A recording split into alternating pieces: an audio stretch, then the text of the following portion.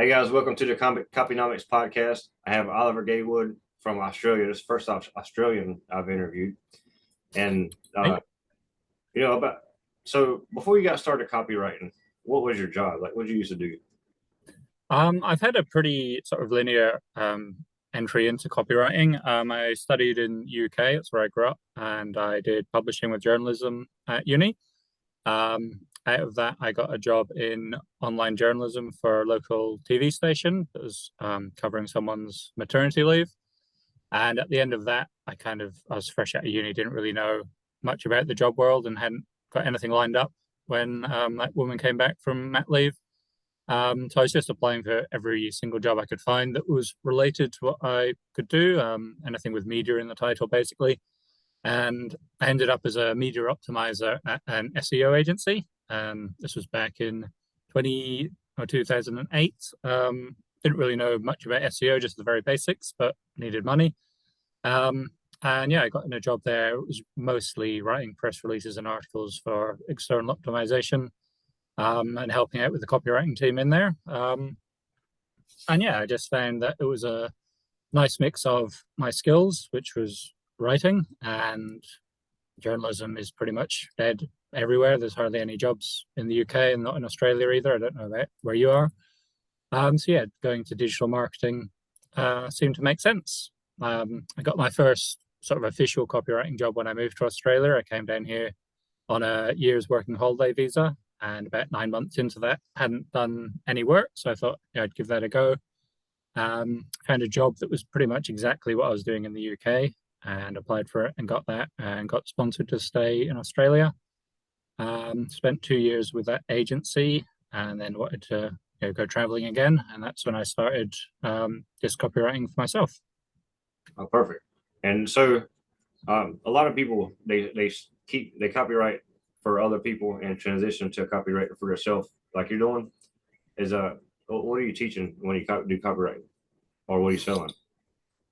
Um, all sorts. So I have never like niched down. Like a lot of people say, you should find a niche and stick with it. I think if I had done that, because I'd traveled so long and I have travel clients, I probably would have gone as travel with my niche. COVID showed that would have been a terrible idea. Like all my travel work was wiped out like as soon as that hit off. And so I've always been a generalist. I find that gives me a lot more work, a lot more opportunities. It means I can learn a lot more things. And one of my biggest clients is in DIY space. It's not something I would have picked as my niche, but it's been great professionally.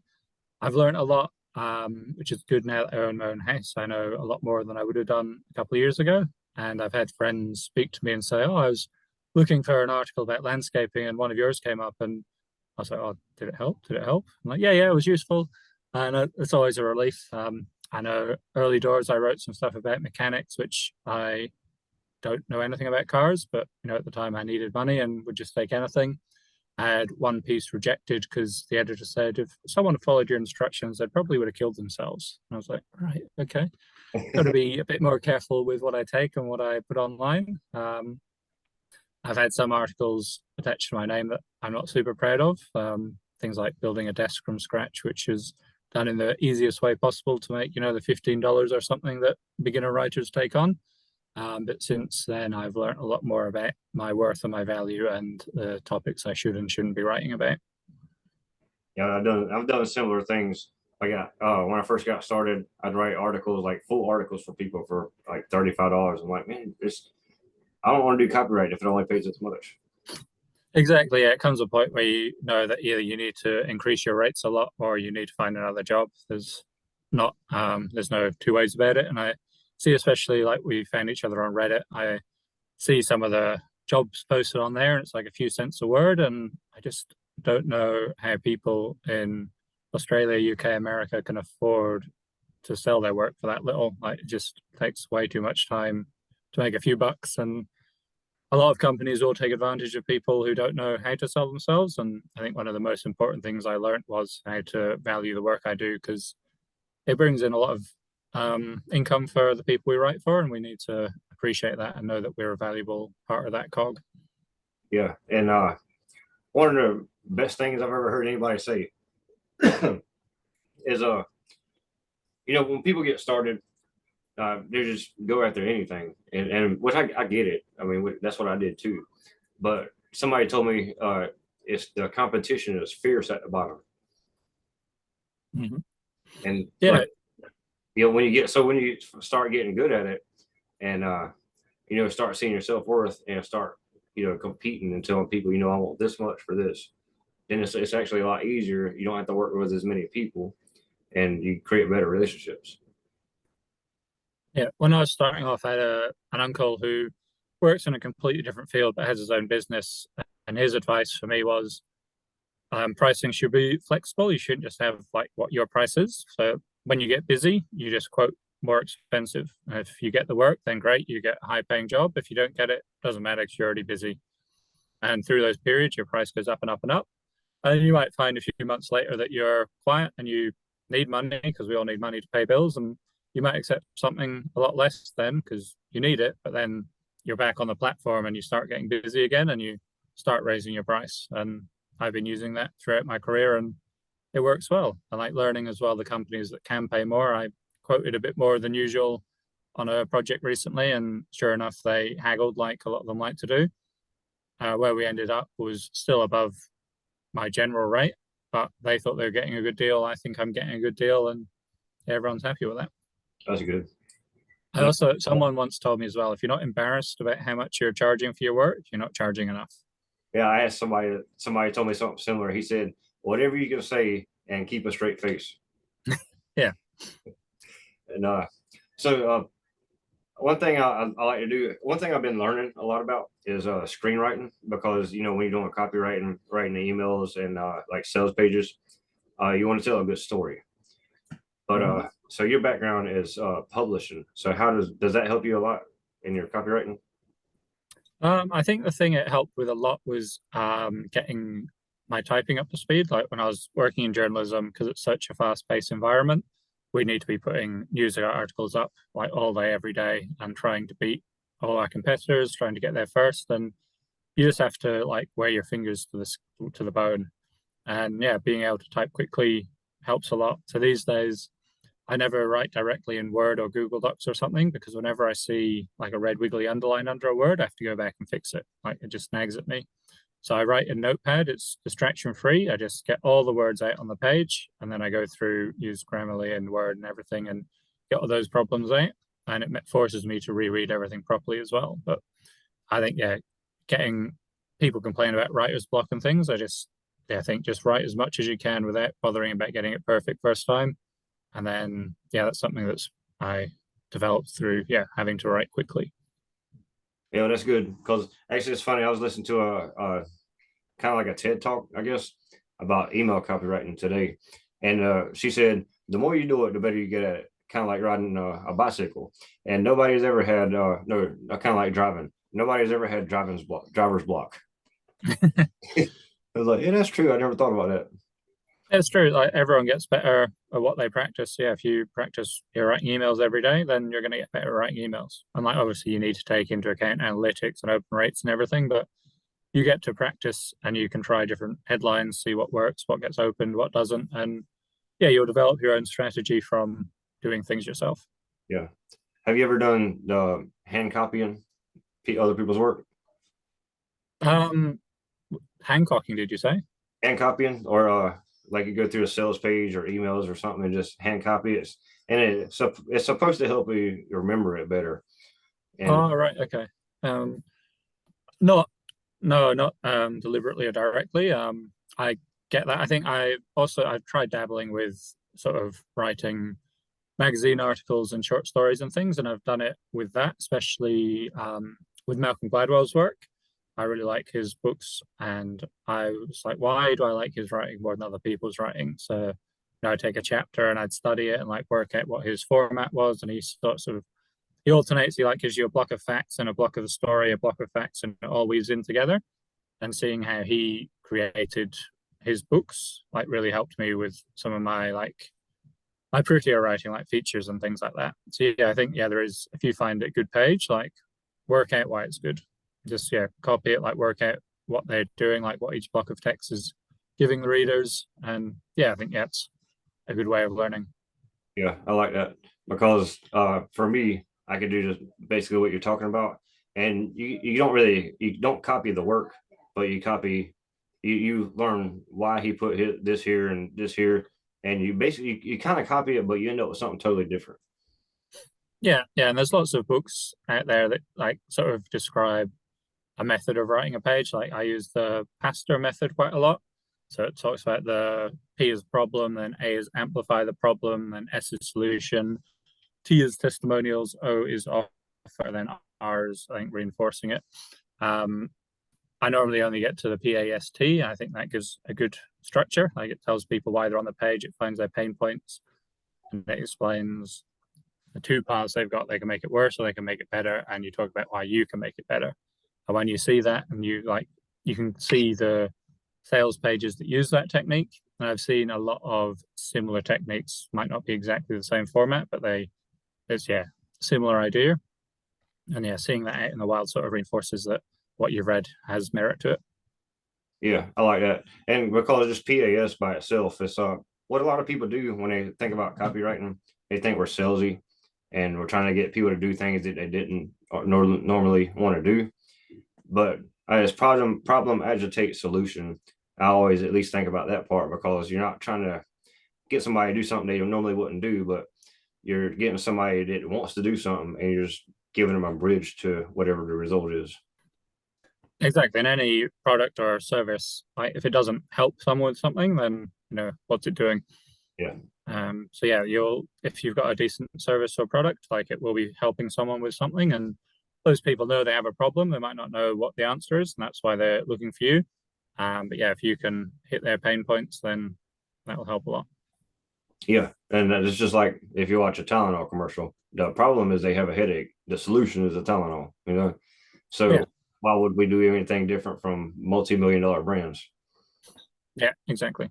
So um do you have any books that you recommend? Um, I just bought one that someone recommended to me that I haven't started yet. It's a story. Oh, I have to get back to you on that. One I liked, I read it probably about a decade ago. It's called Rework. I forget the author's name. I think they were the people that founded Basecamp, and it's all about. It's very short pages. Like each page only has like two or three sentences, and it's just about how they thought about things differently, rather than going the tried and tested way. Got a lot of value out of that. I haven't read it for a while, so I hope it still stands up. But yeah, that's probably my favorite. I think otherwise, I just stick to blogs mainly. So I like the SEO side of things a lot. So places like Neil Patel and SEMrush, places like this, keep up to date with their blogs. Um, yeah, I think the problem I have with books is often, especially in the SEO world, Google can make a change today, which means any book written before today doesn't make sense anymore. I agree. Um, You have a physical book and you feel like you're wasting your money now. yeah, and I guess like the wider arch of marketing, there's a lot of it that is about human desire. So it will always be true. But yeah, I think generally I stick to blogs more than books in that field. Okay. And I like Neil Patel too. But when you go to neilpatel.com, it asks you if you want to get notifications. I clicked allow and now I get like 7 of them a day. He puts out so much content. Right. Yeah, fair enough. Yeah. Any website that asks me if I want notifications, I always say no. Like, imagine you pressed yes on every site you went to, you'd never get a break. Yeah, I know.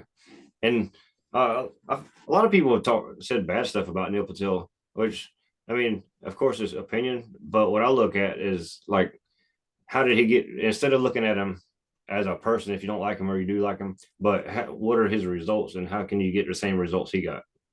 Exactly. Yeah. He's everyone knows him, and that's got to say something, right? He's doing something right. You might not agree with everything he says, but not no two clients are the same, and you might find that what he says on one article is exactly what you need. I think a lot of people say he is aimed towards like sort of the new people to SEO, and that's a market like those people need help, and often they need the most help, and I think he does that brilliantly. Oh yeah, well, I mean, if you're an expert SEO, then why would you need to go look at SEO help? Yeah, and yeah, these expert SEOs who complain about him like they have no SEO presence or a blog or anything that's ranking well. So yeah, I know which one I'm going to trust. Yeah, because I mean Neil Patel. I mean, you type just about anything in that's for SEO, he comes up. Yeah, yeah. So says something, right? Yep. So I know how do people do you have anything like if you want to do you have a website or something that you want people to can I go to? Yeah. So I set myself up a few years ago as a sort of mini agency. So I use it to scale for big projects. I've had people working like in-house under me, and I have a lot of freelancers that I can use so I can scale up and down quickly. That's civicwebmedia.com.au. Yeah, All right, well, if you after the interview, if you send me that link, I'll go ahead and put it in the description of this video. awesome. Thank you. Yeah, no problem. I don't mind sharing other people's stuff because I mean it's really cool. I'm not really trying to make any.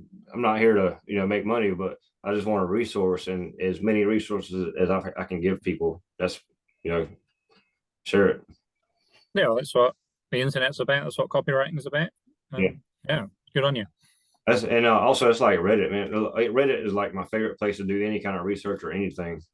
And I posted I'm in a Facebook group. It's about it's dads, and there's a lot of copywriter in there too. And I asked the same question: can I interview people? Basically, like I asked on Reddit, and nobody commented. But I posted on Reddit the same question, and I got like 30 people. Wow, interesting. Why do you think that was? I have no idea, but Fair enough. I mean, I really just don't know how to explain it. But I'm glad I have Reddit. So, and even if I want to do any kind of research, I just type in whatever question I have and then type in Reddit behind it, and it'll come up with somebody posted. Yeah, and it's strange, isn't it? You think you're the only person in the world ever to have this problem, and then there's 10 people asked on Reddit over the last decade. You're like, oh, not alone. Yep. And that's the one thing I don't like about it, Reddit, is that if you go to you can't search inside Reddit. You know what I mean? Yeah, that's terrible. Yeah. But I guess they all have their ups and downs. Yeah. Yeah. So let's just pretend that I'm brand new. I just learned about copywriting and I want to get into it and start making money. What would you do in that situation? I would recommend you build up your network. That's the thing that has been most beneficial to me. So I've worked in a few different agencies, copywriting, SEO, that sort of thing. And most of my big clients have come directly through someone I've worked with. It might be someone I worked with 10 years ago. It might not have spoken with them in 10 years, but through LinkedIn or whatever, I can post or message them. And because I've worked with them and they know me and they trust me, they like trust me for ongoing work. And I don't know, I've been freelancing now since 2013, so nearly 10 years. And without that network, I would not have been able to do it. The old saying, it's who you know. That's definitely been right for me in my career. And I see people like who want to like do an online course or something and then start as copywriters. And they all seem to go through, I won't name any of them, but platforms that offer terrible work that just get ripped off and they wonder why they can't make money. And it's because, yeah, they have to go through that avenue. And the idea is they want to work for themselves, which is awesome. But yeah, I feel like you have to learn the trade somewhere. And even just the fact that you're at an agency, you learn so much. Just get trained up and you learn what to do there. But yeah, the people you meet are the ones that will sort of carry you through. Yeah, I agree. Which the way I feel about it is a agency. If you mess up, you have somebody to go and kind of look over your work. And if you're doing it on your own, then you don't. Yep. But I bought into the courses, not a course, but like a membership site. Mm-hmm. They have job boards where they teach you how to do everything you need to know. But the problem with that was when you apply for them, they want somebody that's not brand new. And and there's other people that are brand new that will get a job. But in my situation, I was brand new, so it was hard for me to get any experience. Yeah, yeah, and I found as well that a lot of those membership jobs sites are great, and some of them have awesome like Facebook communities and things where you can learn a lot. But there's such a big pool of writers all going for like I don't know 2 jobs a week, and they're all desperate for it. It's such a competitive market, and I found some that like you get one job and it pays your membership fee for like 5 years, and that's great. I found others that yeah are expensive and kind of cult-like in the way they present themselves on their message boards, and it's a real big turn off. But I guess a lot of people seem to like that. It's popular, and yeah, different strokes for different folks, eh? Yeah, but yeah, I guess I'm not going down anything though, because I mean, of course, I don't know all of them. They all have, I'm sure they all have something to give. It's better if you can find somebody that wants to work directly with you and not 1,000 other people. Yeah, yeah, and you'll find that like I've worked with certain agencies, and it's the people again. Like I might have a great relationship with a manager, but then they leave to work somewhere else, and they'll often take me with them and get me work at the new place. But then the old relationship with that agency is rocky because someone else will come in and take over. They might have their own writers already.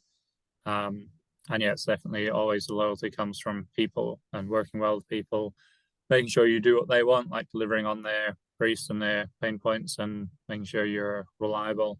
I guess yeah, consistency and being on time is when I use freelancers, I'd much prefer for someone who hits all their deadlines consistently rather than someone who takes an extra few days to polish something. I'd rather have the work because I might have deadlines I have to meet.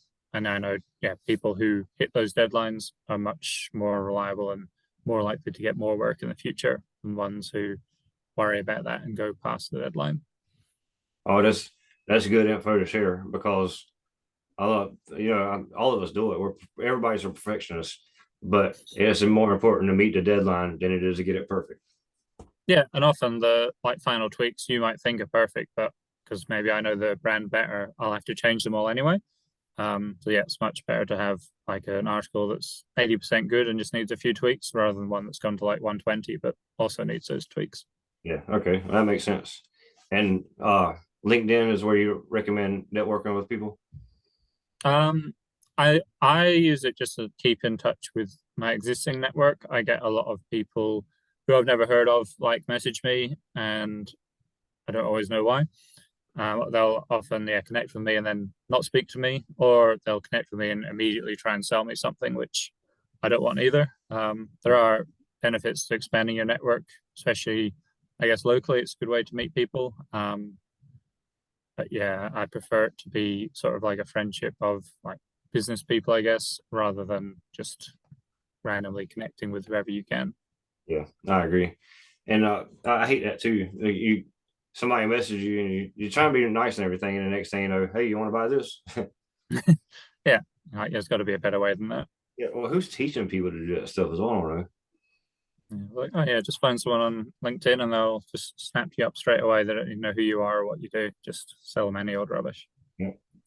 But well, that's really all I wanted to know because really the part that you shared that was great is how you'll find clients and where you like to network, and also the part about not being a perfectionist.